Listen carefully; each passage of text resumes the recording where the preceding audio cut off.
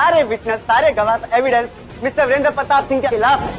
My Lord, evidence खिलाफ नहीं, हमारे पूरे एविडेंस तो है ही नहीं।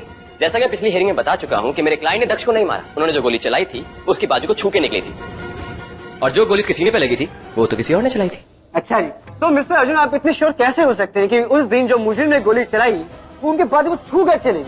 ऐसा भी हो सकता है जैसा आपने कहा था लास्ट टाइम कि उसी कमरे में कोई और व्यक्ति था, अगर वो व्यक्ति था, अगर उसने वो गोली चलाई है, ये भी तो हो सकता है ना कि वो बाजू को छू के चली गई और इन्होंने जो गोली चलाई वो दक्ष के सीने पे लगी। जैसा कि आपने अभी भी कहा ना, उससे एक बात तो क्लियर है कि उस रात को 2 गोलियां चली थी, एक नहीं, जैसा कि इन्वेस्टिगेशन बताया गया था। और हमें पता क्या लगाना है, ये कि कौन सी गोली दक्ष की बाजू को छू के निकली थी और कौन सी उसके सीने में, राइट? फॉर दैट मैं इस कोर्ट रूम में फोरेंसिक एक्सपर्ट को बुलाने की परमिशन चाहता हूँ जज साहब, क्योंकि फोरेंसिक एक्सपर्ट ही बता सकता है जो ब्लड उनके सीने में लगी है, क्या वो बुलेट उसी गन से चली थी जो मिस्टर वीरेंद्र प्रताप सिंह के पास से बरामद हुई। Permission granted. थैंक यू जज साहब। तो क्या आप कोर्ट को ये बता सकते हैं ये बुलेट क्या इसी गन से चली थी?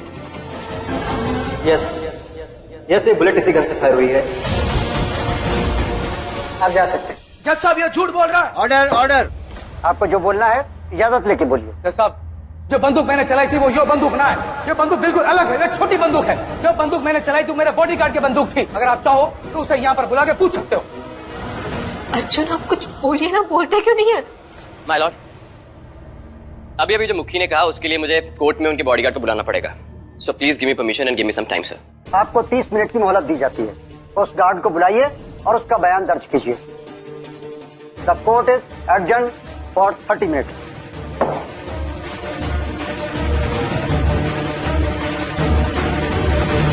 केस तो सुलझने की जगह और उलझता जा रहा है। हमें तो लगा था कि आज की सुनवाई हमारे पक्ष में होगी, पता नहीं क्या हो रहा है। पर मुखी जी ने जिस बंदूक से गोली चलाई थी वो तो बड़ी थी, तो अंदर जो बंदूक पेश की गई वो छोटी। मुझे तो समझ में नहीं आ रहा, हमें लग रहा है कि शायद पुलिस कस्टडी में भी कुछ छेड़छाड़ हो रही है सबूतों के साथ। मुझे भी यही लगता है कि पुलिस का कोई आदमी मिला हुआ है, और मेरी सबसे बड़ी टेंशन यही है।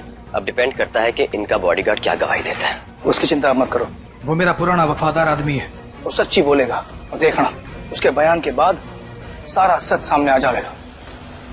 और एक बात कहना चाहता हूँ, जिस तरह से आप मेरा केस लड़ रहे हो ना, मैंने पूरा विश्वास है आप पे कि आप मैंने बेगुनाह साबित करके एकदम लोगे। थैंक यू मुझ पे भरोसा करने के लिए।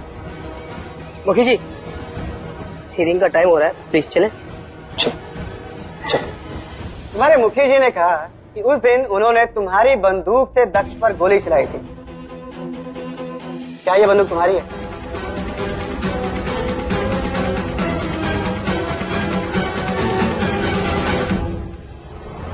अभी सारा सच सामने आ जाएगा। यो मेरा